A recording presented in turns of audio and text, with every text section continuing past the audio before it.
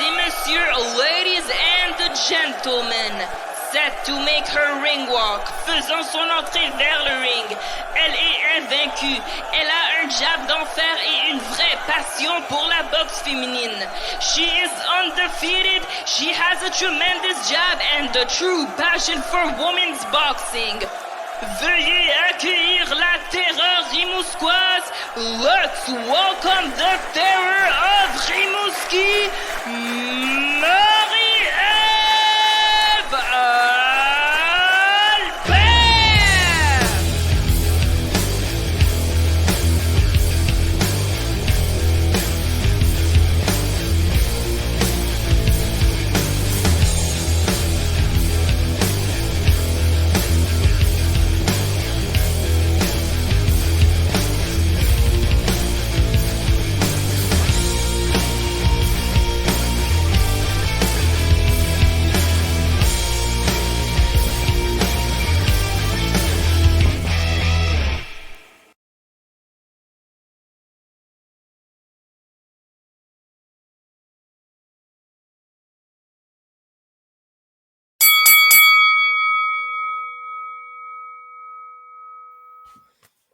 Salut Marie-Ève! Oh!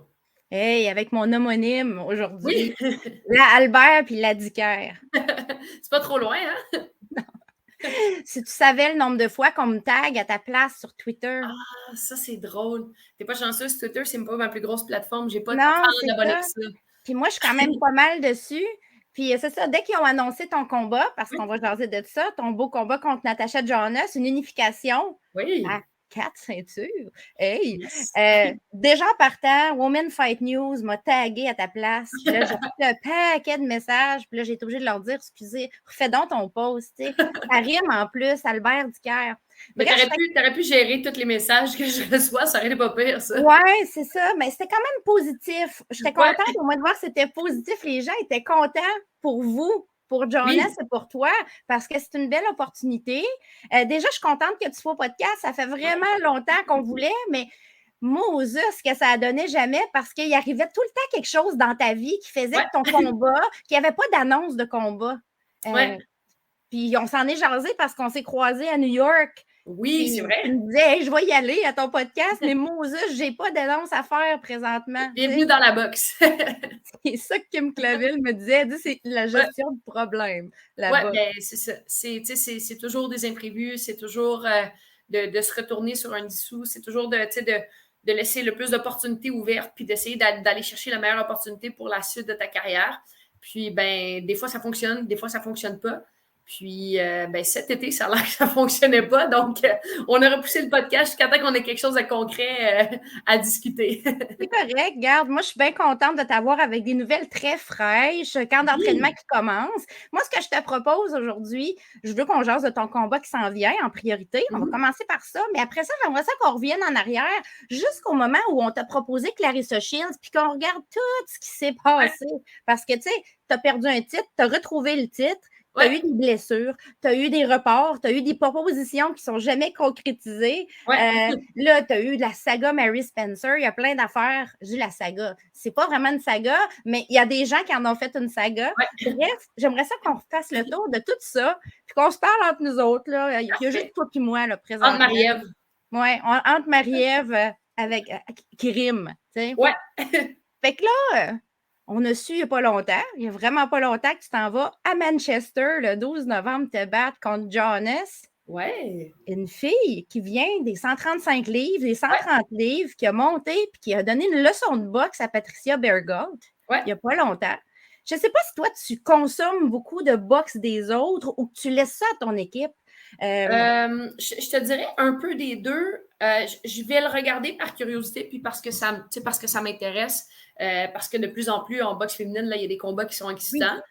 Puis clairement, la suite de ma carrière dépendait beaucoup de ce combat-là. Donc, clairement, j'allais le regarder. Sauf que par contre, je laisse un peu le côté obsessionnel à mon équipe. Là. Je laisse, c'est plus Stéphane, c'est plus Samuel qui vont décortiquer les combats, qui vont les analyser, surtout dans l'optique où on va affronter une de ces adversaires-là. Donc, je sais que Stéphane a regardé à peu près 350 000 fois le combat contre Patricia Bergul. Moi, je l'ai regardé quelques fois, on l'a décortiqué quelques rounds parce que justement, maintenant, on affronte Jonas. Mais après ma barre, quand je l'ai regardé, c'était pour mon plaisir. Là. C'était pas dans la même optique. Non, c'était pas la même optique. En le regardant, est-ce que tu savais que la gagnante était probablement ta prochaine adversaire? Oui, parce que ça fait longtemps que tout est planifié. Des fois, les gens ne connaissent pas trop les dessous de la boxe. Puis pour en venir à une annonce, il y a beaucoup de plans, il y a beaucoup de choses qui ont été faites en amont pour en arriver là. Je sais qu'Yvon avait déjà négocié la gagnante de ce combat-là. Bergul avait, je ne me souviens plus du délai, Bergul avait un certain nombre de jours pour m'affronter. Jonas avait un certain nombre de jours pour m'affronter. Donc, Yvon avait déjà planifié puis préparé la suite des choses. On avait aussi une option sur Harper Rankin. Puis on est allé vers Jonas parce que le défi était vraiment intéressant, parce que ça cadrait bien dans la date, ça allait bien en amont avec ma carrière. Puis on avait un petit peu plus de certitude parce que justement, on était sur ce projet-là depuis un petit peu plus longtemps. Donc, on est allé dans cette direction-là. C'est aussi intéressant d'affronter une gauchère, d'aller l'affronter chez elle. C'est le fun!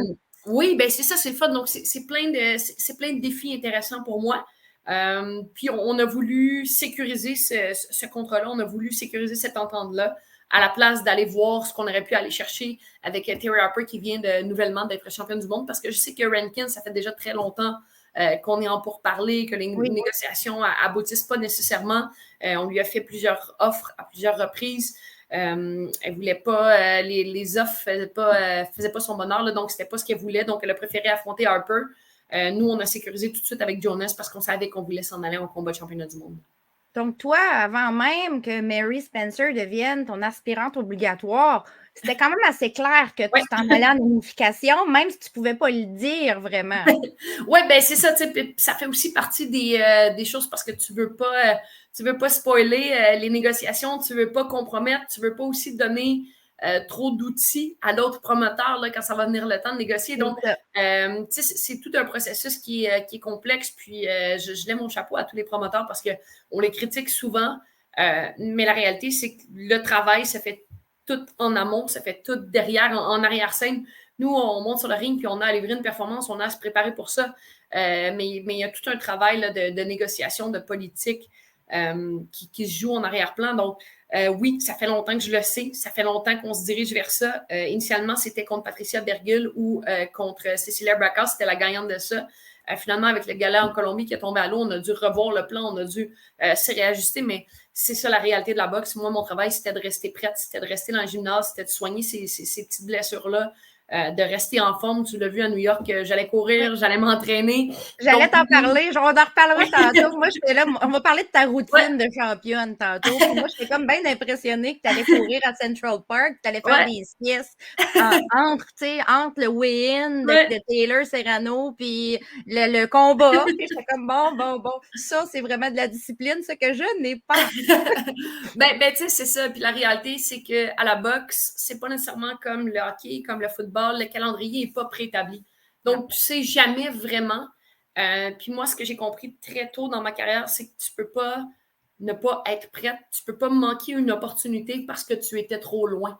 Parce que tu as préféré faire le party, prendre un petit peu trop de poids et tout ça, puis attendre d'avoir quelque chose de concret parce que oui, il y a beaucoup de boxeurs qui le font. Tu sais, moi, la réalité, c'est que j'ai compris assez rapidement que je devais toujours garder un minimum de forme pour être prête au cas où cette opportunité-là allait tomber. Puis ça allait super bien tomber parce que si je n'avais pas déjà été en forme, si je n'étais pas restée dans le gymnase, si je n'étais pas restée dans l'entraînement, on n'aurait pas accepté un combat avec Jonas avec un délai quand même rapproché. On a pu l'accepter parce que moi, j'étais déjà en forme, mon poids était déjà bas. Fait que, tu sais, c'est la réalité. Puis c'est la raison pour laquelle j'ai été capable d'avoir beaucoup d'opportunités comme ça dans ma carrière parce que j'étais prête.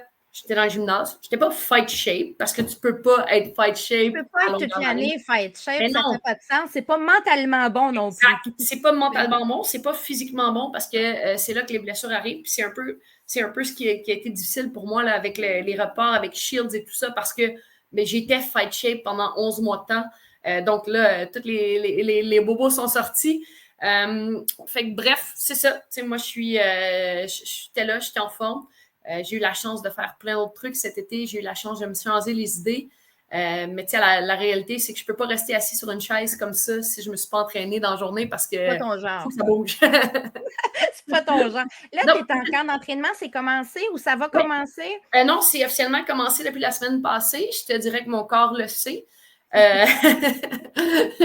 Samedi, après le dernier sparring, là, je me rappelle pas un samedi où j'étais amorphe comme ça. Là, ma vie était vraiment difficile. Là, Pourquoi? Tu sais, c'est le fameux début de chaos. Tu te dis, pourquoi je me fais ça moi-même? Je pourrais tellement chiller comme d'autres, là, aller dans le sud, manger de la poutine. Tu sais.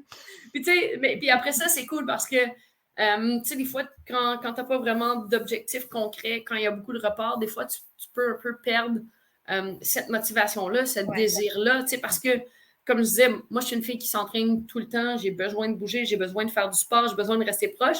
Mais cet été, pour la première fois depuis 15 ans. Pour la première fois depuis 15 ans, j'arrivais à la maison, puis je pouvais profiter un petit peu de la vie, je pouvais prendre un petit verre de vin, je pouvais, tu sais, profiter des barbecues comme tout le monde cet été. Puis là, il y a des fois, tu fais comme, hey, tu sais, j'ai-tu encore cette hargne-là? Puis je te confirme. Ça vaut la peine de se re-questionner des fois. Oui. Puis quand tu as quelque chose de concret comme l'annonce de Jonas, moi, je me vois pas vivre sans la boxe dans le sens où je suis comme, OK, c'est ça. Tu sais, tout l'été, c'était vraiment le fun. Je me sentais accomplir, je me sentais découvrir des nouvelles choses. Puis là, je suis comme, OK, là, je suis dans ma zone de confort. Là, je suis dans la zone où je suis le plus confortable parce que je suis super motivée, j'ai la discipline, j'ai l'entraînement, j'ai toute mon équipe avec moi. Et là, je suis comme, OK, là, je me retrouve vraiment plus. Là. Affronter une gauchère, tu n'en as pas affronté vraiment dans ta catégorie. T'en as-tu déjà affronté? Oui, j'en ai affronté une. Je pense que c'était mon 4e combat. C'était Ashley Curry. Ah oui, c'est vrai. Oui, c'était mon premier 6 rounds en carrière. Puis j'avais été comme super malade aussi. Fait que je me rappelle que je toussais beaucoup. Puis que ça n'avait pas été facile. Là, comment tu vas? Dans ton camp d'entraînement, d'habitude, tu t'entraînes pour affronter des droitières. Là, tu dois t'entraîner pour affronter des gauchères. Est-ce que le camp d'entraînement, comment on gère notre camp d'entraînement comme ça? C'est quoi les différences pour toi? Bien, je te confirme qu'avant la semaine passée, je t'aurais dit, il n'y a pas tant de différence, là, je suis vraiment prête. Puis cette semaine, en ayant mis les gants avec des gauchères, j'ai fait comme, ah ouais, OK, il y a encore un petit peu plus d'ajustements que je pensais. Tu sais, je savais qu'il y avait qu'il y avait des ajustements à faire, mais je croyais que je les aurais faits comme instantanément. Puis là, tu sais, je suis comme, OK, il y a encore, tu sais, il y a du travail à faire, il y a du peaufinage à faire. Moi, je suis une fille qui est très critique envers moi-même, là, donc mes entraîneurs étaient super satisfaits, puis moi, j'étais comme, non, là, ça, là, mais comme, ouais, mais Marie-Ève, donne-toi une chance, là, tu sais, c'est tes premiers sparring gauchers, puis je suis comme, ouais, mais non, là. Ouais, mais non. Ouais, mais non, tu sais, fait que oui, il y a beaucoup d'ajustements, il y a beaucoup de petites choses, ne serait-ce que pour les coups de tête ou pour l'angle avec lequel on va jabber, parce que en gaucher, tu sais, moi, on me fait toujours sortir la tête de ce côté-là, et là, si je sors de ce côté-là, je sors dans la main gauche, là, donc je sors dans la main forte. Donc, c'est de défaire les 7 années où on m'a répété, puis clairement, il fallait me le répéter, parce que moi, j'aime ça aller de l'autre bord, là. Fait que, tu sais, c'est un peu de défaire ça, puis étonnamment, moi, j'étais comme, ça va être facile, parce que je vais toujours instantanément de ce bord-là. Mais non, je pense que j'ai juste l'esprit de contradiction. Je fais juste l'inverse de ce qu'on me demande. C'est ça, t'as l'esprit de contradiction. Je ne sais pas si ça peut te servir dans la vie, par exemple. Oui, c'est juste que là, ça serait plus efficace si je faisais toujours la même chose. Docile. Le fait que Jonas, puis même Harper, on va parler des deux, viennent un petit peu narguer les boxeuses 154 livres naturels en montant pendant l'an chercher des titres. Toi, tu penses quoi de ça? Est-ce que ça vient te chercher? Est-ce que tu dis... Ben non, c'est la réalité de la boxe, puis surtout dans la boxe féminine, parce que dans la boxe masculine, il y a vraiment un gros bassin. Dans les catégories de poids, les boxeurs de qualité, il y en a en grand nombre. Alors que chez les femmes, c'est encore différent parce que c'est en plein essor, la boxe féminine. Donc, chez les femmes, dans chaque catégorie de poids, il y a 3-4 bonnes boxeuses. Fait qu'après ça, tu sais, si les boxeuses ont l'impression de stagner dans leur catégorie de poids aussi, parce qu'on ne se le cachera pas, la boxe, c'est très politique. Là, donc, d'être capable d'aller chercher des combats d'envergure, c'est pas nécessairement parce que tu as gagné ton combat que tu peux tout de suite aller dans un combat d'envergure. Donc, il y a un gros travail à faire comme en négociation et tout ça. Donc, si les ouvertures sont là, si les filles sont capables de boxer à ce poids-là, la réalité de la boxe féminine, c'est ça. Puis moi, j'ai fait ça. Moi, j'étais chez les 147 livres. J'ai monté chez les 154. On a vu Clarissa Shields descendre. Shields qui était 168 livres, qui a descendu 160, qui a descendu jusqu'à la 154. La réalité, c'est qu'en boxe féminine, si tu veux avoir des combats d'envergure, ben, tu dois aller là où sont les adversaires. Il faut juste le faire de façon logique parce qu'après ça, à un moment donné, ces filles-là ne peuvent pas monter jusqu'à 160 livres. Là. C'est des petites boxeuses comme moi, on a statué que 154, c'était le maximum que j'allais monter. Puis descendre, nous, on va boxer en 147, 154, mais il y en a qui vont jouer avec un gros range. Mais après ça, c'est de le faire de façon logique. Puis si elles ont l'encadrement pour le faire, puis si elles le font de façon sécuritaire, ben moi, je vois ça juste positif parce qu'on est capable d'aller chercher des combats d'envergure. Là. Quand tu dis de façon sécuritaire, c'est la clé parce qu'on voit de plus en plus des boxeuses qui jouent énormément avec leur poids dans un gap de temps, dans un laps de temps court et que c'est très difficile. Je vais nommer un nom, là, je ne suis pas gênée. Simone Aparecida da Silva, qui, elle a fait du 122 livres. Elle a affronté Ségolène Lefebvre. Elle vient d'affronter notre ami Cyborg à 160. 157 livres, je pense. Moi, je trouve ça très impressionnant, mais en même temps, elle le fait dans un laps de temps très court. Mais c'est ça, parce que la réalité, c'est que de peser un certain poids, de faire un poids, c'est une chose. Parce que, je veux dire, nous, on a descendu, des fois, là, j'ai descendu très bas, là, surtout en boxe amateur. Mais il y a des journées où, oui, je pesais très basse, mais j'avais pas l'énergie pour boxer, j'avais pas la rapidité d'esprit pour boxer. Puis l'inverse est aussi vrai quand on prend beaucoup de poids pour aller dans les catégories supérieures, quand tu n'es pas habitué de recevoir des coups de cette puissance-là, parce qu'un coup à 160 livres ne vient pas de la même force qu'un coup d'une boxeuse à 120 livres. Là.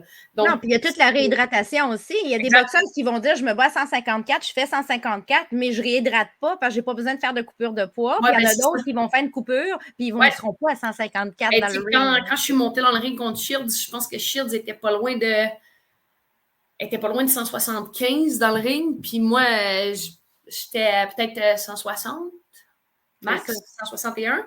Fait que, tu sais, on a vu la différence là, en termes de corpulence. Moi, je suis quand même très grande, mais Shields était beaucoup plus imposante dans le ring. Mais après ça, tu sais, c'est la réalité du sport. Puis nous, on savait dans quoi on s'embarquait qu'on allait faire ça. Puis on savait que Shields allait être pesante dans le ring. Là. Jonas et Terry Harper, on a déjà l'impression qu'ils s'imaginent qu'ils vont s'affronter pour Undisputed. Hein? Ils parlent, on a entendu Eddie Hearn la semaine dernière ou il y a 2 semaines. Pour ça, ils ont besoin de ton titre. Ils ont besoin de ton titre pour pouvoir le faire. Toi, es-tu une gâcheuse de party, ma belle Marie? Je te confirme que je gâche souvent les parties de tout le monde. Tu sais, c'est un peu ça depuis le début de ma carrière. Tu sais, depuis le début de ma carrière, quand il y a 7 ans, je suis passée chez les professionnels, tout le monde me disait, ben ouais, Marie, c'est impossible. Il n'y a pas une fille qui va gagner sa vie de ce sport-là. Puis, les seuls qui ont cru, c'est mon équipe. Stéphane m'a regardé et m'a dit, Marie, ce ne sera pas facile, mais je n'ai pas le droit de te dire non. Samuel est embarqué dans l'aventure, Marc-André, Jean-François. Et rapidement, on a eu la chance d'attirer l'attention d'Yvon. Et Yvon a décidé d'embarquer dans cette aventure-là, puis d'investir dans le projet qui était la boxe féminine. Mais initialement, on riait un peu de moi. Puis après ça, quand je suis arrivée en combat de championnat du monde, ça a été la même chose. Dans les combats d'unification, ça reste un peu la même chose. Donc, clairement, on dirait que quand on me dit que c'est impossible, puis on me dit que tu ne vas pas y arriver, moi, c'est ce qui me motive le plus. Donc, quand je vois les plans se faire avec ma ceinture, je trouve ça encore plus drôle. Oui, parce que toi, tu es mauvaise perdante en plus. Je suis sûre de ça. Tu as une phase de mauvaise perdante. Ouais, moi, je vais tout donner. Puis, quand ça ne fonctionne pas, ben même là, je vais continuer d'essayer puis de trouver des modes de solution. Puis, ça a été un peu ça avec Shields. C'est à chaque round qu'on voyait que ça ne fonctionnait pas, j'arrivais dans le coin. Puis, Stéphane et Yvon arrivaient avec des nouvelles solutions. Puis, j'étais comme, OK, là, je vais les essayer, tu sais.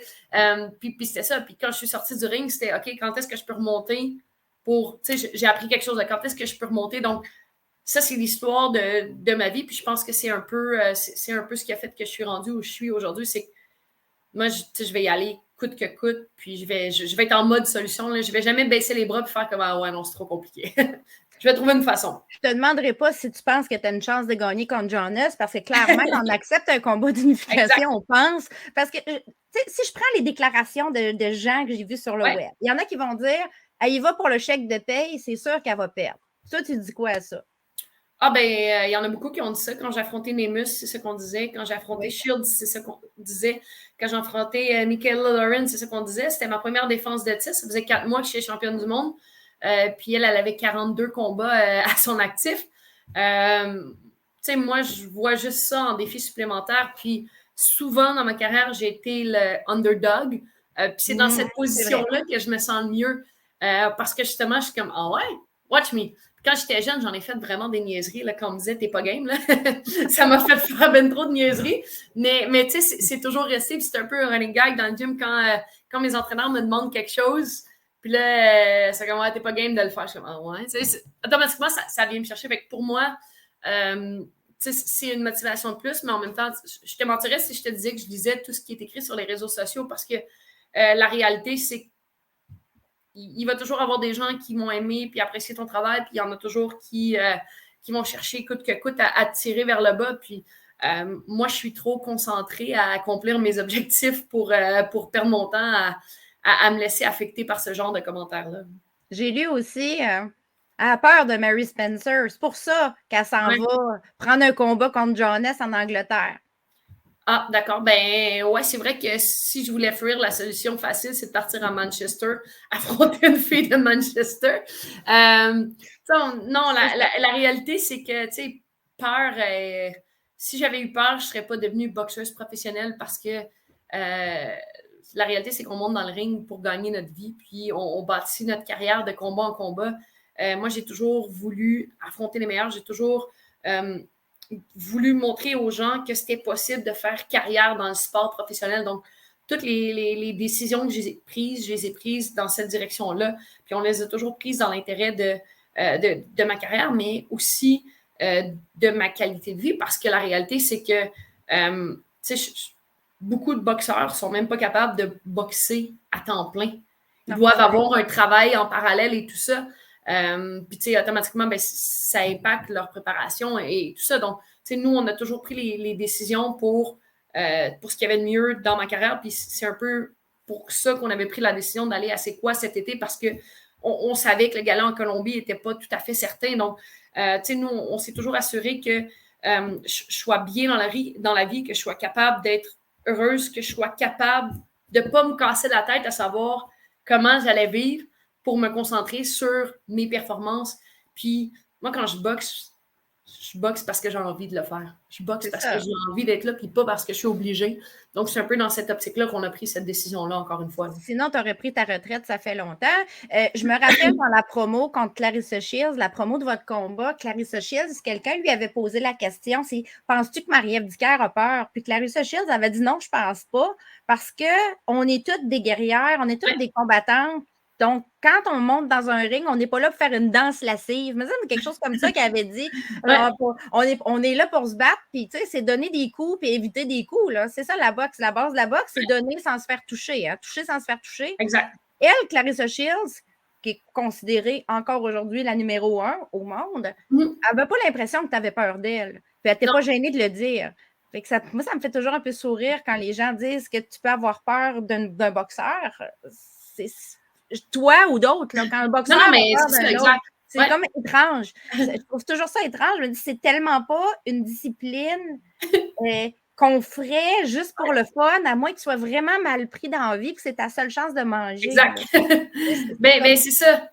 Tu sais que tu n'as pas le choix, tu n'as pas le choix d'accepter ce combat-là parce que, comme tu dis, tu n'as rien d'autre dans la vie, mais la réalité, c'est que c'est pas ça. La réalité, c'est que ça fait 7 ans qu'on travaille pour un jour, on arrivait à des combats d'unification pour arriver à des combats d'envergure. Puis, moi, j'ai toujours juste regardé par en avant, puis j'ai toujours fait, OK, qu'est-ce que je peux faire de plus? Qu'est-ce que je peux faire de mieux encore? Où est-ce que je peux amener ça? Puis, tu sais, je pense que si on recule il y a 7 ans, où on disait, c'est impossible que tu puisses avoir une carrière ici au Québec, c'est impossible que tu puisses gagner ta vie de ton sport. Et là, de me retrouver en finale d'un événement principal sur Sky Sport à Manchester, dans un combat d'unification à 4 ceintures contre une ancienne olympienne, je suis comme, je pense qu'on a pris le bon chemin, je pense qu'on a pris les bonnes décisions. Puis, encore là, c'est un travail d'équipe parce que Stéphane a collaboré à ça, Samuel a collaboré à ça. Yvon le rendu possible. Yvon a créé ces opportunités-là. Moi, je les ai saisies, j'ai livré la marchandise, mais ça reste qu'en équipe, on a bâti ça. Puis aujourd'hui, moi, je suis juste contente d'avoir cette opportunité-là puis d'avoir la chance de vivre ça parce que je pense pas que c'est une chance dans le sens où j'ai pas gagné à la loterie, tu sais. Non, mais c'est une chance pareille parce que... Je me sens privilégiée de faire ça, tu sais, d'être rendue là parce que on a trimé dur, puis tout le long de ma carrière, il n'y a rien qui nous a été donné. Tous les combats, toutes les préparations qu'on a faites, toutes les heures qu'on a mis dans le gymnase, toutes les heures qu'on a mis en visionnement, en préparation mentale, c'est ça aujourd'hui qui paie. Donc, pour moi, je me sens privilégiée de vivre ça. Samuel Descaries a parlé cette semaine dans votre conférence de presse. Il expliquait que l'expérience à Flint allait beaucoup te servir vu que tu t'en vas dans un terrain hostile. À quoi tu t'attends? C'est quoi l'expérience de Flint? Dans le fond, ça revient à Flint. Qu'est-ce que tu voulais dire, Samuel? Bien, à Flint, écoute, je n'étais pas leur favorite. Hein? Quand je suis arrivée à Flint, puis surtout Clarissa, c'est un héros, une héroïne là-bas. Là, c'est une fille qui est impliquée dans la communauté, c'est une fille qui est adorée par ces gens-là parce qu'elle n'a jamais oublié d'où elle vient. Donc, il n'y avait pas beaucoup de gens qui m'encourageaient ce soir-là. Puis, en plus, particulièrement, c'est qu'on était en plein contexte de pandémie. Là, donc, c'était pas toute mon équipe qui avait pu faire le voyage. Là. Il y avait seulement Yvon, moi, Stéphane et Stéphanie. Donc, on était vraiment les 4 là-bas tout seuls. Donc, c'est ça de se sentir seul contre le reste du monde. Je sais que c'est ce qu'on va vivre à Manchester parce que j'ai assisté au combat d'Oscar Rivas quand il a affronté Dylan White à Londres. Et Oscar n'était même pas rentré dans l'amphithéâtre. Il y avait juste des images de lui et les 20 000 personnes le huaient. Moi, j'avais regardé mon conjoint et je lui ai dit quand Oscar va gagner, on ne sort pas vivant d'ici. Là, mais donc, je sais que les Anglais sont reconnus pour être une foule hostile, sont reconnus pour être un peuple fier de leurs athlètes. On l'a vu aussi à New York avec Taylor Serrano. Les gens, les Irlandais, les gens de United Kingdom qui avaient fait le voyage. Il y avait comme 10 000 personnes dans l'aréna qui avaient fait le voyage. Exactement. 5 000 ou 10 000, je ne me rappelle plus du chiffre. Il avait l'air de remplir l'aréna. Exactement. Donc, imagine chez eux, tu sais. Donc, c'est à ça qu'on s'attend. Puis, moi, je suis le genre de fille qui carbure à ça parce que mon défi, ça va être de rendre cette foule-là muette.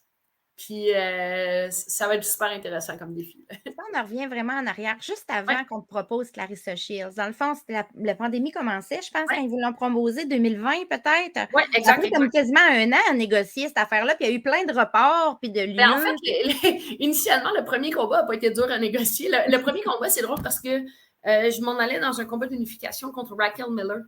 Donc, le contrat était signé. Je m'en allais dans un combat d'unification contre Raquel Miller et là, l'offre de Shields est tombée sur la table out of the blue. Nous, on s'en allait pas là pantoute. Là, on affrontait Raquel et l'offre est intéressante, mais par-dessus tout, le défi est intéressant. Parce que j'avais la chance d'affronter la pound for pound, la numéro 1. Et quand Stéphane est arrivé avec ça, parce qu'ils vont appeler Stéphane, la première chose que j'ai faite, je l'ai regardé et j'ai fait all right, let's go, tu sais. J'ai fait comme, attends une minute, là, on va s'asseoir, mais Stéphane et Samuel voulaient un peu tester comment j'allais réagir à ça, parce que si j'avais fait comme, ouais, peut-être, on ne serait pas allé. On serait resté avec le contrat de Miller. La preuve que, tu sais, des fois, une proposition peut te faire changer d'idée parce qu'on s'en allait pas là, mais pas en tout. Mais tu sais, ce que j'ai découvert de moi-même en préparation pour ce combat-là, tu sais, tout ce que je pensais qui étaient mes limites sont devenus des standards de base. Tu sais, c'est comme si tout ce que je faisais, j'étais comme... Avant, j'étais fière d'avoir ce genre de résultat-là. J'étais comme, OK, all right, c'est bon. Mais je les ai toutes dépassées par vraiment beaucoup parce que savais que je pouvais rien laisser au hasard, qu'on avait une chance de gagner, mais il fallait que je sois dans la meilleure version de moi-même. Puis ça a super bien commencé, là, le camp d'entraînement, on était super prêts, on était satisfaits des résultats. On savait aussi que Shields était un peu out of shape, qu'elle descendait de catégorie de poids. Fait que nous, on était comme, all right, on y va. Mais là, la réalité, c'est que la pandémie est arrivée.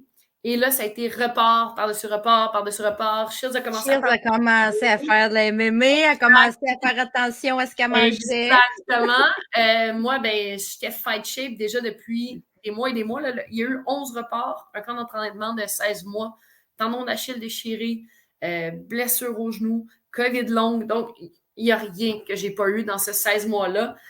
Donc, ça a été vraiment difficile. Mais finalement, le soir du combat, quand je suis montée dans le ring, j'étais dans une forme incroyable, mais initialement, quand on avait signé ce combat-là, c'était pas tout à fait les mêmes conditions. Je pense encore à ce jour que Shields est arrivé dans la meilleure forme de sa vie.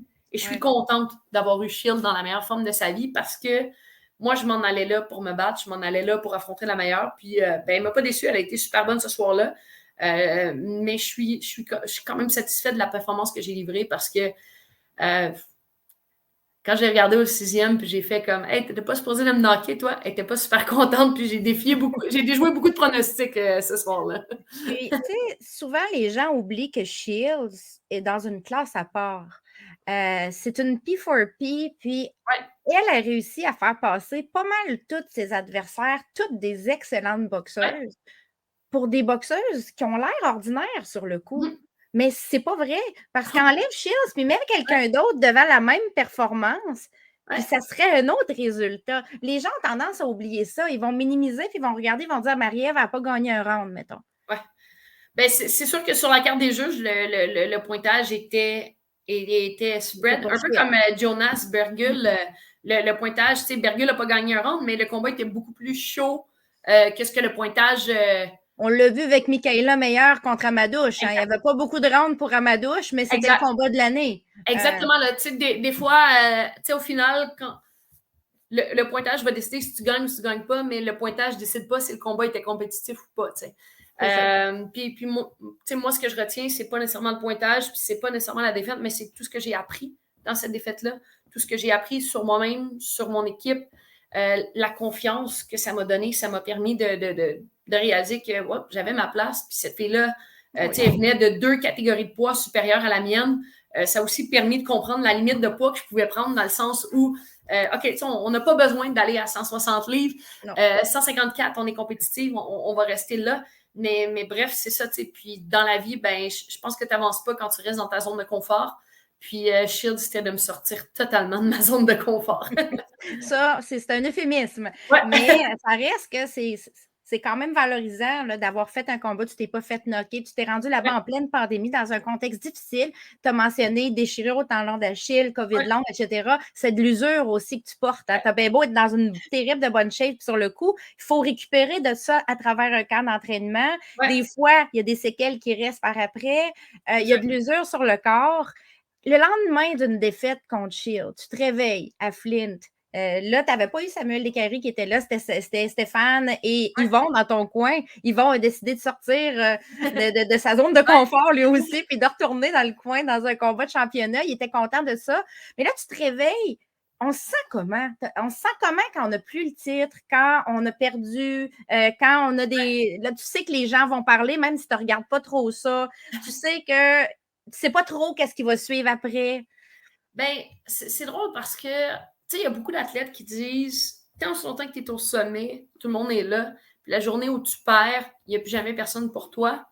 Moi, j'avais pas peur, mais j'étais comme, tu sais, j'étais prête à ça, j'étais comme, all right, tu sais. Mais ça a été tout l'inverse. Je suis sortie du ring, tu sais, tu dis, Samuel, Marc-André, Jean-François n'étaient pas là. La première chose qu'on a fait, c'est qu'on m'a donné un téléphone parce que toute cette gang-là était à la maison. Puis, il venait à me parler, ma mère était là, ma famille était là, le nombre de messages de support. Je pense que le plus gros sentiment, c'est que j'étais déçue d'avoir laissé ces gens-là tomber. Pour moi, c'était un peu ça, c'était la déception de faire comme, hey, tous ces gens-là croyaient en moi, Ça montre comment tu en avais pris sur tes épaules aussi, parce qu'en vrai, c'était pas ça. Avec du recul, c'était pas ça, mais ça. avec du recul, c'était pas ça. Mais le matin, quand je me suis levée, en fait, j'ai pas tant dormi. Là. La réalité, c'est que j'ai pas dormi, puis que je pense que je suis partie à 6 heures aller chercher des cafés. Là. Mais c'est ça, tu sais, j'avais l'impression que j'avais déçu les gens qui croyaient en moi. Puis après ça, ça a été, all right, comment on rebâtit, comment on retourne au sommet, comment on retourne dans les combats d'envergure. Puis je pense que ma plus grosse crainte dans ça, c'était pas nécessairement la défaite, mais c'était de devoir repasser par des combats sans, tu sais, des combats sans challenge, parce qu'on voit souvent des fois des champions qui perdent leur titre et là, ils doivent refaire leur classe. Donc, ils doivent affronter des adversaires de bas de classement et remonter dans les classements. Donc, je pense que c'était ça ma plus grosse crainte, de devoir recommencer encore tout le chemin que j'ai fait. Puis finalement, heureusement, Yvon avait bien fait les choses parce que on savait que Shields allait abandonner les titres, donc on avait cette option-là de boxer tout de suite pour un combat de championnat du monde. Donc, du moment où j'ai senti, parce que initialement, c'était Bergul pour la WBC, du moment où on a parlé de ça, Marie-Ève, tu te rebats tout de suite en combat de championnat du monde, j'ai fait comme, OK, all right. C'était comme si toutes les choses que, mes plus grandes craintes, mes plus grandes peurs, ben, ils étaient effacés parce que j'avais pas besoin de repartir en bas. Puis je pouvais tout de suite reboxer en combat de championnat. C'était ça le plan initial. Tu as perdu. Ouais. Ensuite, on a entendu parler du combat contre Bergu, qui, elle, était championne WBC intérim, mais vous pouviez vous battre pour le titre régulier WBC parce que Shields le laissait. Exact. Alors, c'était vraiment un combat pour un titre. C'était quand même très légitime. C'est tombé à l'eau. Ouais. Après, plusieurs reports aussi, plusieurs spéculations. Donc là, on ne savait pas trop. Par après, on t'offre l'IBF. Oui. À peu près à quelle période de l'année tu as su que tu allais probablement te battre pour un titre, même si tu ne savais pas l'adversaire? Attends, c'est drôle parce qu'initialement, j'ai boxé contre Shields en mars. Je devais affronter Bergul en juin. Ouais. Ça ne m'a pas laissé tant de temps. Puis j'étais comme, all right, je me rappelle, j'étais en quarantaine à la maison parce que c'était les moments de quarantaine. Là, puis là, j'appelais Yvon, j'appelais Samuel, j'appelais Stéphane, je rappelais Yvon, je rappelais Samuel. Puis j'étais comme, OK, là, all right. T'sais. Puis le fait qu'on avait Bergul en juin, je suis restée vraiment sur le hype. Quand Bergul s'est cancellé, là, c'est là que tout est sorti. Là. J'ai vraiment crashé, la pression a retombé, les bobos sont sortis, les blessures. Tout ce qui avait été patché par la détermination, ben là, ça tombait en miettes. Fait que, ça a été un été difficile. Là. Je me rappelle, cet été-là, ça a été vraiment difficile. Je pense que je devais boxer contre Bergul en septembre. Ça aussi, ça tombait en l'eau. Ouais. Oscar a boxé en octobre. Moi, je pense que c'était dans le bout du mois d'octobre quand Oscar a boxé contre Rodzinski. Que j'ai su que j'allais reboxer pour l'IBF, mais on ne savait pas encore contre qui. Là. Ça a été long avant de déterminer contre qui. Je pense qu'il y a eu beaucoup de spéculations. Je sais que Chris Namus, elle avait écrit à Yvon pour lui dire « Moi, je voudrais », mais elle était inactive depuis quasiment 2 ans. Non, mais la réalité, c'est que Chris Namus a écrit beaucoup sur les réseaux sociaux, puis elle me challengeait beaucoup, mais la réalité, c'est qu'on lui a offert 4 combats, puis elle les a refusés à chaque fois. On lui a offert 4 rematchs, puis elle les a toujours refusés. Là. Donc, oui, il y a eu beaucoup de spéculations, mais tu sais, c'est ça. L'affaire, c'est qu'avec les réseaux sociaux, c'est comme si tout le monde avait le droit à une opinion, puis tout le monde comme pitchait des choses, mais quand c'est le temps de concrétiser, c'est ça, mais quand c'est le temps de concrétiser, c'est pas sur les réseaux sociaux que tu signes un contrat de boxe, là. Fait que, ça a été compliqué aussi par rapport au statut vaccinal des adversaires, parce que ici au Québec, on était très, très, très à cheval sur les mesures sanitaires et tout ça. Puis il faut se rappeler qu'on t'avait donné une date au Québec en sous-carte de Beterbiev avec une grosse tribune sur ESPN. C'est quelque chose qui ne se refuse pas. Là. Je veux vraiment me battre en sous-carte de Beterbiev parce que c'est une grosse visibilité aussi. Tu dis, tant qu'à accepter un combat, puis il faut que tu voyages parce que l'adversaire ne peut pas être vacciné. Non, ben c'est ça. Nous, on avait la tribune ici, puis je veux pas, c'est un rêve de petite fille. Là. J'ai grandi en regardant le Canadien de Montréal de boxer au Centre Bell. Centre Bell, hein? Oui. Il y a des choses sur des fois, tu as une bucket list dans la vie, puis tu les coches. Puis là, j'étais comme, coche le Centre Bell. C'était une super opportunité. Puis Arthur, c'est un boxeur tellement inspirant. Donc, moi, de dire, hey, j'ai la chance de faire la demi-finale, peu importe c'est qui, ça cochait toutes les cases dans le sens où on avait besoin de redevenir champion. On avait besoin de cette ceinture-là pour aspirer à des combats d'unification. On avait une grosse tribune, de la visibilité, un combat qui faisait du sens. Donc, tu sais, nous, peu importe c'était qui, c'était un passage obligé, on devait saisir cette chance-là. Quand le nom de Cynthia Lozano est sorti, bon, il y a eu des critiques, on le sait. Toi, c'était peut-être pas non plus l'adversaire que tu aurais choisi en premier. On va être honnête. Sur le coup, quand il faut faire la promo, il faut faire la promo. Mais une fois le combat terminé, tu gagnes ta ceinture. Est-ce que c'est quoi la différence entre gagner une ceinture contre Cynthia Lozano, mettons, puis la gagner contre Chris Namus? Oui. Ben, tu sais, initialement, c'est drôle, c'est que jusqu'à temps que ce combat-là soit terminé, je me disais tout le temps, tu sais, puis c'est drôle, tu te dis faire la promo, mais il n'y a pas une fois où je n'ai pas pensé ce que j'ai dit dans la promo, dans les entrevues pré-combat, parce que je me disais tout le temps, c'est sûr qu'elle peut me sortir quelque chose. Elle avait des knockouts, hein? Elle avait des knockouts, elle avait quand même une belle fiche, elle était bien classée par les associations, puis elle est encore bien classée, là. Fait que, tu sais, je suis comme, moi, je me disais, je peux pas me fier à juste ce qu'on voit sur les vidéos, parce que la pire chose qui peut arriver, c'est ça, c'est que tu sous-estimes ton adversaire, tu arrives dans le ring à moitié près. Moi, j'étais comme, non. Un bon coup, ça margoulette, là, puis ça peut finir là. Hein. Des fois, juste un one punch. Hein. Exact. Fait que, tu sais, moi, tout ce que j'ai dit en entrevue, je le pensais sincèrement. Puis jusqu'au moment où ce combat a été terminé, j'attendais toujours qu'elle sorte quelque chose. Tu sais, j'étais comme, ça peut pas être ça, tu sais. Après ça, c'est quoi la fierté? C'est quoi la différence? Ben, c'est que Chris Namus, quand je l'ai affrontée, je pense qu'elle était au sommet de son art. Là. C'était dans les bonnes années. Elle était à son prime. Elle était à son prime. Puis, ça avait été un bon combat. J'étais là, moi, au centre vidéo. J'ai dû m'ajuster. C'est la première fois en carrière où je tirais de l'arrière dans un début de combat. C'est un combat où c'était la première fois qu'au Québec, on avait une championne du monde. Fait que, tu sais, c'était toutes ces émotions-là en même temps. Alors que quand j'ai remporté contre Cynthia Lozano, moi, tout ce que je voulais, c'était un combat d'unification. Puis moi, j'étais comme, c'est un passage obligé. Il faut que je passe là. Il faut que je fasse mes classes. Il faut que j'aille chercher cette victoire-là pour pouvoir aspirer à autre chose. Fait que, à la place, tu sais, comme Namus, c'était un sentiment d'accomplissement, alors que Lozano, c'était un sentiment de j'ai fait mon travail. Le devoir. Je dois le faire pour aller ailleurs vers mon rêve. Je suis sortie du ring, j'étais pas... pour moi, tu sais, je veux dire, il y a beaucoup de gens qui ont aimé cette performance-là. Moi, j'étais comme, j'ai fait mon travail. Mais tu avais sûrement encore faim après. J'avais encore faim, mais en même temps, ça apaisait parce que là, je redevenais championne et là, on avait une monnaie d'échange dans les négociations pour les combats d'envergure. Moi, c'est ce que j'ai fait. C'était vraiment, OK, là, on peut continuer. T'sais. Est-ce que je me trompe ou tu as boxé blessé contre Cynthia Lozano ou que tu t'es blessé dans le combat? Quelque chose comme ça? Les deux? Les deux. En fait, quand j'ai eu une blessure aux côtes à l'entraînement, là, un mauvais coup en sparring, puis quand je suis montée dans le ring, je ne le sentais plus. Je veux dire, je n'étais plus blessée, mais c'est sûr que la fin du camp d'entraînement a été différente. Là, je veux dire, on a privilégié le repos sur cette blessure-là plutôt que des sparring pour se préparer. Puis au premier round, elle a foncé sur moi, puis j'ai glissé sur un logo de commentaire. Je me suis blessée au genou, croisé antérieur, ministre déchiré et tout ça. Puis. Oh, donc tu as boxé 7 rounds avec le ministre déchiré. Oui, exact. Mais le pire, c'est que, tu sais, oui, ça fait mal, mais je me suis même pas posé de questions. J'ai juste fait. Je vais me relever puis je vais continuer. L'adrénaline aussi. Hein, c'est l'adrénaline. Moi, je suis dans le ring, j'ai une chose à faire. Moi, je monte là, puis je monte là pour gagner. Fait qu'après ça, peu importe ce qui va arriver, que ce soit une main, un bras, un coude, un genou, je vais faire avec les outils que j'ai. Puis à ce moment-là, je savais que je ne pouvais pas trop mettre de poids sur ma jambe arrière, donc je pivotais beaucoup sur ma main avant.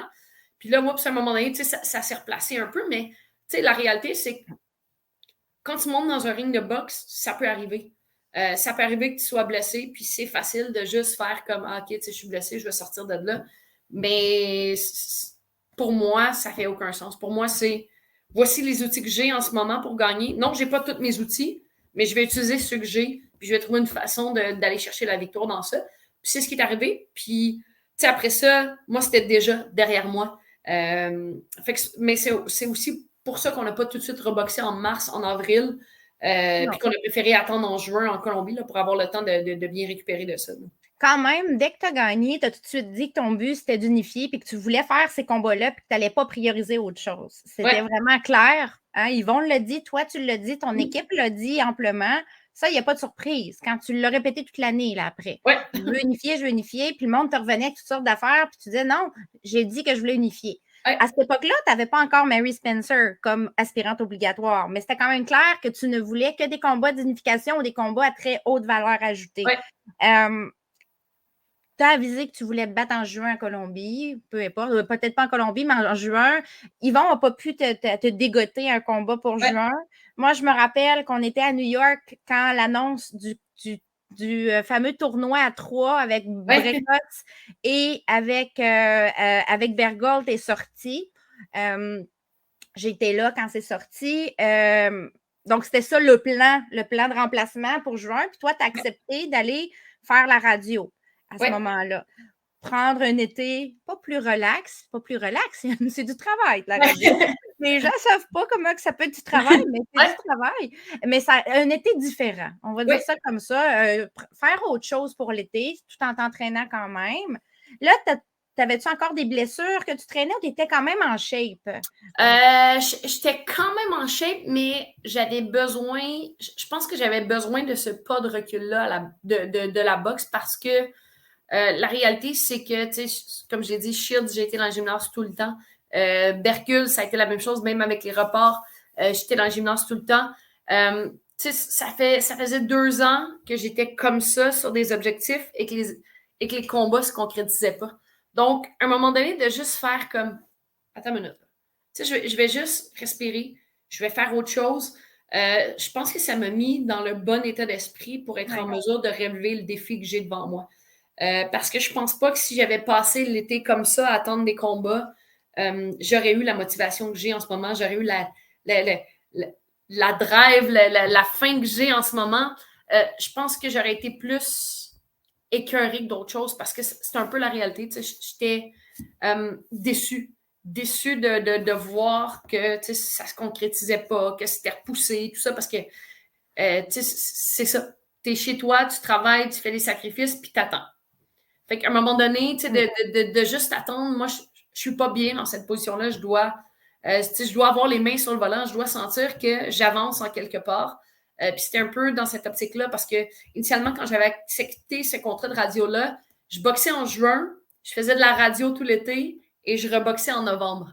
Donc, ça faisait du sens. Là, après ça, le combat de juin, on tombe à l'eau. Est-ce qu'on n'a pas voulu mettre en péril cette opportunité de carrière-là qui était de faire de la radio pour quelque chose qui n'était pas concret? Puis on a bien fait parce que finalement, il n'y a pas eu de combat de l'été. Là.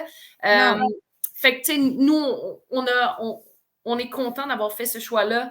Ils vont nous supporter dans ça. Puis, dès qu'on a pris ce choix-là, ils vont tout de suite commencer à travailler sur le combat de novembre. Donc, c'est pour ça qu'on n'était pas tant surpris d'avoir un combat en novembre, puis c'est pour ça que j'étais déjà en forme. C'était comme déjà négocié par en dessous, puis tout le kit. Pas négocié en détail, mais quand même. C'est pas en détail, mais il y avait des plans. Il y avait des choses qui se négociaient. Je n'étais pas au courant de toutes les négociations, mais au final, ça fait assez longtemps que je travaille avec Yvon pour savoir qu'il va travailler dans cette optique-là. Il va travailler de mon côté, puis je n'ai pas besoin de l'appeler à tous les 2 jours. Yvon a un excellent réseau de contacts. Il n'a pas besoin d'aide pour pouvoir organiser des combats de championnat. Il en a fait plusieurs dans sa vie. Donc, ça, c'est pas surprenant qu'il t'ait trouvé une option. Entre-temps, Mary Spencer devient ton aspirante obligatoire. Tout le monde s'est moustillé. C'est comme si c'était comme une grosse dose de phéromones sur les fans de boxe. Tout d'un coup, là, le monde était bien excité de ça.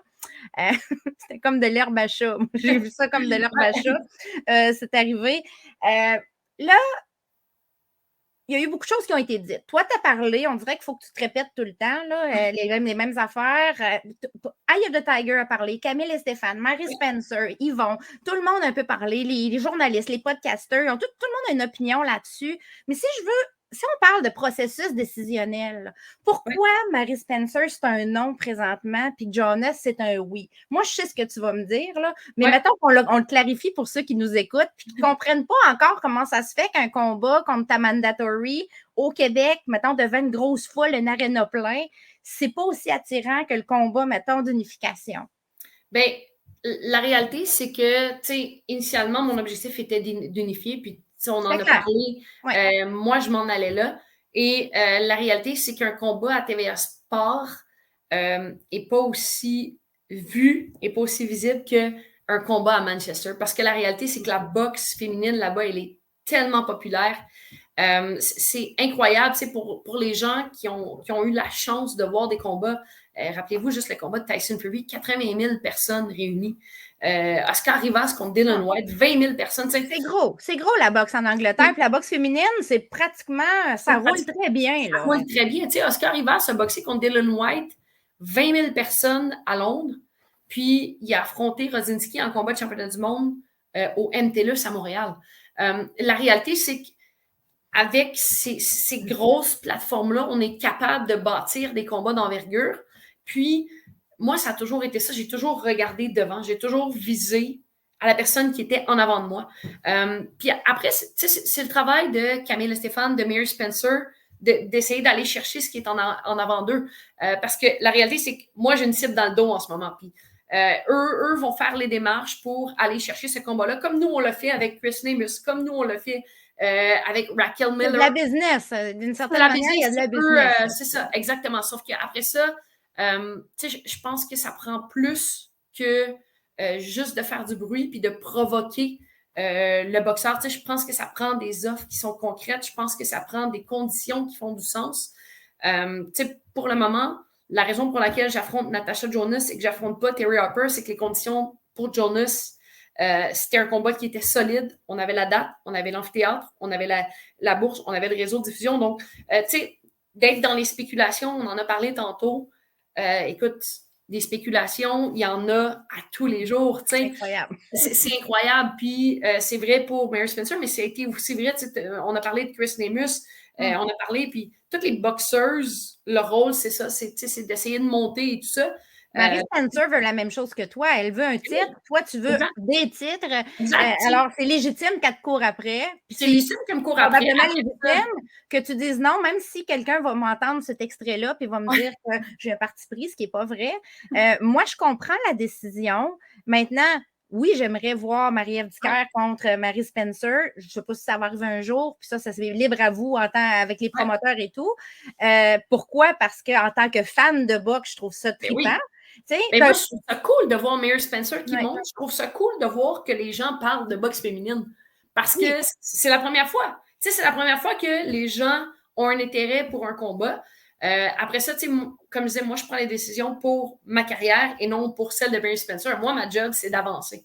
Ma job, c'est pas de m'assurer que Mary avance. Ça, c'est à elle puis c'est à son promoteur de le faire. Je pense que j'ai vu aujourd'hui, elle est aspirante à la WBA, aspirante à Terry Harper. J'espère elle va sûrement le devenir à Jonas aussi parce qu'elle a pour la WBC. J'espère qu'ils vont faire une offre. J'espère qu'ils vont être capables de mettre Mary en combat de championnat du monde. Mais pour le moment, moi, j'ai un combat le 12 novembre contre Natasha Jonas. Puis après, on verra. Exactement. Après, on verra. Est-ce que tu es rendu à un point de ta carrière où tu t'évalues, tu ne regardes plus, mettons, dans un an ou dans un an et demi, puis tu y vas un combat à la fois? Parce que tu disais, j'ai de l'usure, j'ai des blessures que je traîne. Oui, je suis capable de boxer encore très bien, mais ça reste que je ne peux plus m'entraîner de la même manière que je m'entraînais, mettons, en début de carrière pro. Clairement, parce que la réalité, c'est que ça fait 30 ans que je fais des sports de combat. Ça fait 30 ans que je mange des coups de poing, que je donne des coups de poing, fait que veux pas, comme tout athlète, à un moment donné, le corps devient usé, donc c'est d'être intelligent, puis c'est d'utiliser les réserves d'énergie, puis c'est d'utiliser ce qu'on a à bon escient. Donc, avant, j'en gaspillais de l'énergie sur des choses, puis maintenant, on n'est plus, on va privilégier peut-être un petit peu plus le repos, on va être plus, on va être plus réfléchi dans où est-ce qu'on va mettre nos énergies. Puis oui, la réalité, c'est qu'en ce moment, je suis quand même consciente que j'ai des belles opportunités à l'extérieur de la boxe. J'ai des belles opportunités de carrière. Puis, en ce moment, je fais le choix de boxer parce que c'est ce qui m'anime, parce que c'est ce que j'ai envie de faire. Après, est-ce que ça va être comme ça l'année prochaine? Je ne sais pas. Est-ce que ça va être comme ça dans 6 mois? Je ne sais pas. Est-ce que ça va être comme ça dans 5 ans? Je ne sais pas. Moi, j'ai toujours dit, je vais continuer de boxer tant que je vais avoir le goût de faire les sacrifices, tant que je vais avoir le goût de me dépasser. Et la journée où j'aurais plus le goût de faire ça, c'est la journée où je vais accrocher mes gants. Pour ta santé va être en péril aussi. Donc, dans le fond, même si tu bats Jonas, ça ne veut pas dire que tu vas aller dans un combat pour Undisputed contre Terry Harper, même si c'est terriblement alléchant, mais ça ne veut pas dire que tu ne le feras pas non plus. Non. Moi, en ce moment, je suis à 100% avec Jonas. Je veux dire, je me pose des questions pour l'avenir dans le sens où, comme tout le monde, comme toi, tu prévois ton avenir, mais c'est un peu comme un processus décisionnel que tout le monde passe à travers, mais la réalité, c'est que moi, mon objectif, c'est le 12 novembre, et après ça, on reconsidérera avec ce qu'on a comme donné, là, ce qu'on a comme fait devant nous. Hey, pour terminer, on va vous faire un petit jeu. Vas-y. Je me suis inspirée de ton podcast avec Cynthia. Vous faites le knockout, là. Dans le ring. C'est pas la même affaire, mais j'aimerais ça te poser des questions à rafale. Vas-y. J'ai 2 étapes. Première étape, là, en 1 ou 2 mots, ou peut-être une petite phrase courte. Là, moi, je vais te donner je vais t'envoyer des noms ou des concepts, là, puis j'aimerais ça que tu me dises qu'est-ce qui te vient, qu'est-ce qui te passe par la tête.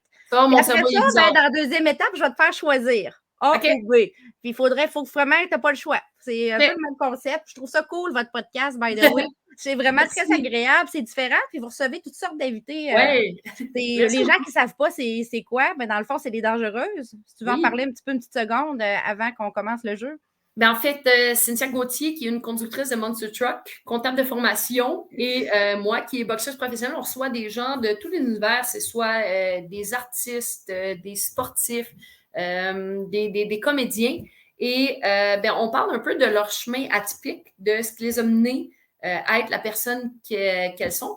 Puis, dans le fond, ce que nous, on veut faire, c'est donner le goût aux gens d'oser dans la vie, puis donner des trucs aux gens pour le faire. Donc, c'est des gens très connus, mais des facettes moins connues de leur vie qu'on explore avec eux. C'est très agréable à écouter. C'est associé à La Poche Bleue, si je me trompe pas. Exactement. Sur les plateformes de diffusion de La Poche Bleue, on est diffusé le lundi à 19h. Ce soir, on reçoit Roselyne Filion. Oh, ça va être intéressant. Elle est fine en plus, Roselyne. OK, on y va, on se lance. Justement, si je te dis Stéphane Arnois. Oui. Il va pas être content, mais croquette. Il va comprendre, lui. Ouais. Si je te dis Cynthia Gauthier. Vague de Saint-Benoît. OK. Samuel Descaries-Drolet. Samuel Descaries-Drolet. Samuel Descaries-Drolet. Barbecue. C'est les barbecues. Ça fit, ça fit pas mal. Si je te dis La Poche Bleue. Idiot. Oh! Ben, ils sont idiots. Mais je les aime d'amour. 2 beaux idiots. Ah ouais, non, mais pour vrai, c'est des idiots attachants. Là, je les adore. Si je te dis Oscar Rivas. Baboum! Oh! Clarissa Shields. Flint, Michigan. Flint, Michigan. Si je te dis Yvon Michel. Fin renard. Fin renard. Marie Spencer. Olympique. Olympique. Natasha Jonas. Prochain objectif. J'allais dire vaincu. Ouais, ben, moi, je suis pas ce genre de personne qui fait des prédictions de même. Tu te gardes une petite gêne. Ouais, non, moi, je vais la faire. Moi, je peux me permettre, tu sais. Moi, je peux me permettre. Ouais, ben, c'est ça, exact. OK. Si je te dis Les Dangereuses. C'est cool. Cool. Cool. Ouais, cool. Un seul choix s'impose. OK. Clarissa Shields ou Savannah Marshall? Clarissa Shields. Mayer ou Baumgartner? Mayer. Max ou Guillaume? Ah, ça, c'est chiant. Moi, je la pose tout le temps. Je le sais, c'est pour ça que je l'ai pris. Ah, ça, c'est chiant. Je vais dire Guillaume, parce qu'il va s'attendre à ce que je dise Max, parce que je suis tout le temps contre Guillaume. Fait que je vais dire Guillaume. Ça, c'est une belle réponse de politicienne. Oh mon Dieu. Magnifique. Fraises et champagne ou bière et bretzel? Ah, fraises et champagne all the way. Ah oui. Moi, je te all comprends. the way. Je te comprends. Boxe ou karaté? Boxe. Ouais. Ah oui? Ouais. Karaté, c'est un art de vivre, c'est mon amour de jeunesse, mais la boxe, c'est vraiment ma passion. Grosse paye, pas de titre, ou petite paye avec un titre? C'est chiant, ça, comme question, hein? Ouais, mais non, mais c'est parce que la réalité de la boxe féminine, c'est qu'il n'y a jamais bien des grosses payes. On va dire petite paye avec un titre. On va dire petite paye avec un titre. OK, c'est bon. Plage ou piscine? Plage. Ah non, piscine. Parce que Et j'aime pas ça être genre plein de sable. Oh, piscine, t'es mieux. Ouais, Une piscine. grosse poutine en cachette ou l'honnêteté avant tout? Mais moi, c'est l'honnêteté avant tout, mais je te dirais que des fois, je me suis cachée pour manger des desserts. La musique d'Oscar Rivas au gym ou la musique de Marie-Ève? Écoute, je vais dire celle-là d'Oscar parce que sinon, je me sentirais pas dans ma zone de confort. Si j'avais le droit de choisir la musique, ça fait 8 ans que j'ai jamais choisi une maudite tune de tous les entraînements. Fait que je vais dire celle d'Oscar. Hey, merci beaucoup, Marie-Ève. C'est très agréable de Oui, un te plaisir. recevoir. Je vais te souhaiter, sans te jinxer, je vais te souhaiter quand même le meilleur pour ce qui s'en vient, peu importe ce que c'est. Il y a le combat, mais il y a plein d'autres choses sûrement. Dans peu importe si c'est en boxe, en radio, en télé ou dans ta vie personnelle. Et merci beaucoup d'être venu. J'avais vraiment très hâte de te recevoir. Oui. C'est très apprécié. Merci à toi, ça a été super intéressant. Bye bye. Salut.